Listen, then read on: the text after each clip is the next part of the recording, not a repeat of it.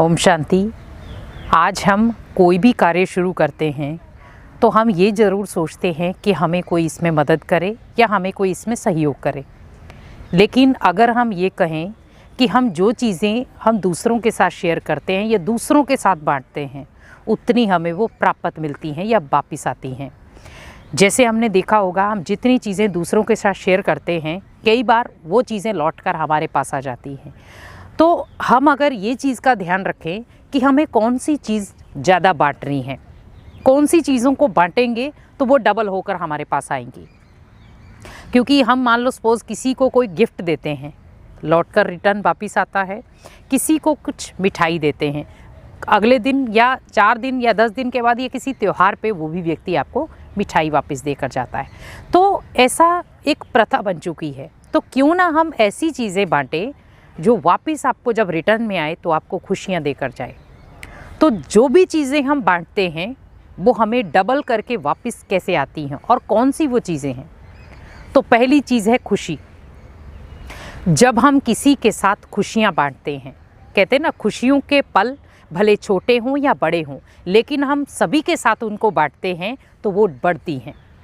आज आपने देखा होगा, हम छोटे छोटे खुशियों के पल चुराते हैं, अपनी लाइफ में छोटी छोटी खुशियों के मौके ढूंढते हैं। किसी भी ओकेजन को हम एक खुशी वाला सेलिब्रेशन बना देते हैं और जिसमें हम सब घर वाले खुश हो जाते हैं। जैसे छोटे बच्चे का बर्थडे है, उसे नहीं पता है कि मेरा ये क्या मना रहे हैं, मेरे लिए ये क्या कर रहे हैं, लेकिन हम उन छोटी छोटी चीज़ों से ही वो खुशियाँ बटोर लेते हैं। लेकिन लाइफ में खुशियाँ इतनी इम्पॉर्टेंट हैं जितनी हमारी लाइफ में चलने वाली सांसें। क्योंकि अगर हमारी लाइफ से खुशियाँ गुम हो जाएं तो हमारे जीवन की आधी सांसें ख़त्म हो जाएं। आज आप देख रहे होंगे, कोई व्यक्ति मरीज़ है, बीमार है, बीमारियों से घिरा पड़ा है, लेकिन अगर कोई व्यक्ति उसके पास ऐसा चला जाए जो उसे खुशियाँ देता रहे, उसको बार बार खुश करता रहे या उसको बार बार मोटिवेट करता रहे, तो क्या होगा?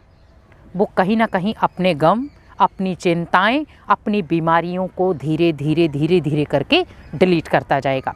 लेकिन अगर उसके सामने ऐसा कोई व्यक्ति बैठ जाए जहाँ पर वो बार बार उसको रियलाइज़ करा रहा है कि आप बीमार हो, बार बार वो उन बातों को क्रिएट कर रहा है कि आप बीमार हो, तो क्या होगा? वो व्यक्ति सही होने के बजाय और बीमार हो जाएगा। लेकिन जो खुशियाँ बांटने वाला व्यक्ति है, उसके अंदर भी खुशियाँ आ रही हैं, वो दूसरे को बांट भी रहा है और दूसरे को एक जिए दान भी दे रहा है। तो क्यों ना हम एक छोटे छोटे पलों की जो खुशियाँ हैं उनको बटोरते चले जाएं, और जैसे हम बटोरते चले जाएंगे वो खुशियाँ हमारे जीवन में दुगना हिस्सा बन जाएंगी।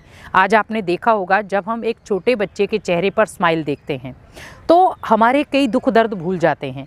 बिल्कुल छोटा बच्चा है, अभी मान लो सपोज़ अभी 1 महीने का हुआ है, लेकिन जब वो मुस्कुराता है तो कई ऐसे दुख दर्द वाले व्यक्ति भी हैं जो उस अपने दुख दर्द को उस समय कुछ क्षण के लिए भूल जाते हैं। क्योंकि उस बच्चे की जो स्माइल थी वो उससे उसको कोई लेना देना नहीं था, लेकिन उस बच्चे की स्माइल से हम आत्माओं ने अपने दुख दर्द को ख़त्म किया। क्योंकि वो व्यक्ति, उसको ये भी नहीं पता कि ये मेरा कौन है, इसके सामने मुझे हंसना है या रोना है, या इस व्यक्ति के साथ मेरा कोई रिलेशन है भी या नहीं है, लेकिन फिर भी वो मुस्कुराता है। और हम कई बार कह देते हैं कि देखो, इतने को मुस्कुरा कर नहीं हंस, इतनों को देख के नहीं मुस्कुराया, लेकिन इसको देख के वो मुस्कुराया है। तो कहीं ना कहीं ये पुराना एक बाउंड होता है। लेकिन यहाँ पर हमें क्या करना है, हमें ये भी नहीं सोचना है कि हमने सामने वाले को खुशियाँ दी हैं, हमें भी रिटर्न में खुशियाँ आएँ। हमें बस इतना याद रखना है कि हमें बस देनी है, लेने का नहीं सोचना है। क्योंकि अगर हम देने की भावना हमेशा रखेंगे तो लेने के लिए ऑटोमेटिकली दुनिया आपको देने के लिए तैयार हो जाएगी। कहते हैं ना, हमेशा देते जाओ, भरपूर मात्रा में दो, और आपको भी जब रिटर्न में आएगा तो वो भरपूर मात्रा में होगा। अब सोचें कि अगर मैंने खुशियाँ किसी को भरपूर मात्रा में दी होंगी तो लौटकर भरपूर मात्रा में क्या चीज़ आएगी? खुशियाँ आएंगी। लेकिन अगर मैंने किसी को भरपूर मात्रा में दुख दिया है तो लौटकर क्या आएगा? दुख आएगा। तो हमें कोशिश क्या करनी है? सभी को खुशियाँ देनी है। अब दूसरी चीज़ आती है ज्ञान।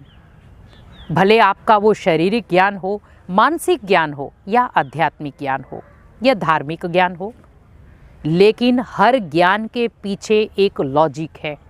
आप जितना बांटते जाएंगे उतना बढ़ता जाएगा।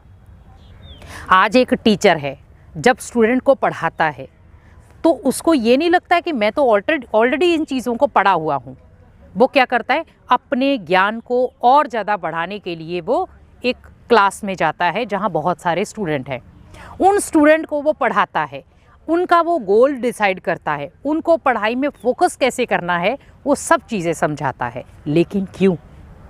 क्योंकि उसे पता है कि जितना मैं इनको पढ़ाऊँगा, जितना मैं ज्ञान इनको बांटूँगा, वो उतना ज्ञान मेरे अंदर आता जाएगा।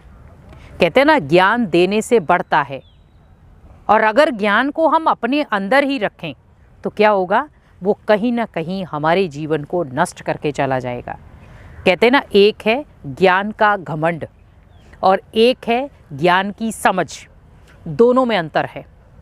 ज्ञान का घमंड मीन्स मैं तो सब चीज़ों को जानता हूँ, लेकिन मैं खुद को ही नहीं जानता हूँ, तो सब चीज़ों को कैसे जान लिया।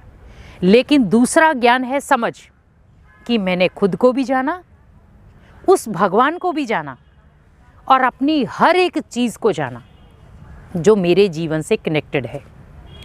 आज हम बहुत सारी चीज़ें ऐसी करते जा रहे हैं जहाँ पर हम सोचते हैं कि हम ज्ञानी हैं, या हम बहुत सारी चीज़ों में नॉलेज रखते हैं।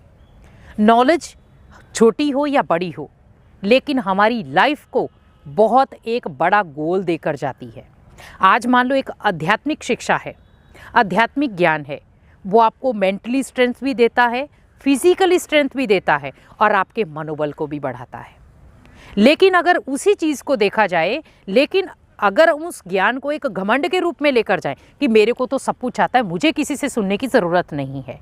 हमेशा याद रखें कि जो ज्ञानी व्यक्ति होगा वो हर एक व्यक्ति से अच्छाई को हमेशा उठा लेगा।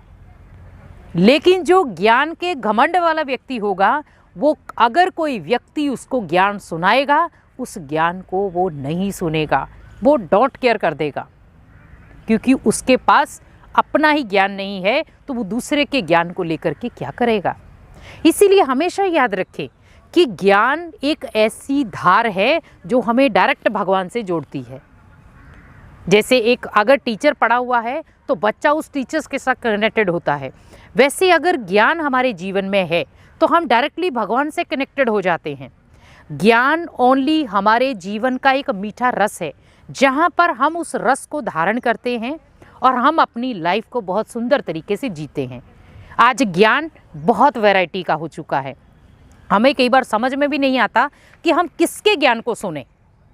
भगवान का ज्ञान है, बहुत विधियों से चल रहा है, लेकिन हमें जहाँ पर ये ध्यान रखना है कि मेरी लाइफ के लिए कौन सा ज्ञान सबसे बेटर है, जहाँ पर मैं अपने आप को रिलैक्स भी करता हूँ, जहाँ पर मेरा मनोबल भी स्ट्रांग होता है, जहाँ पर मैं बहुत सारे पाप कर्मों से भी बच जाता हूँ और जहाँ पर मेरे जीवन में ओनली बचती हैं खुशियाँ।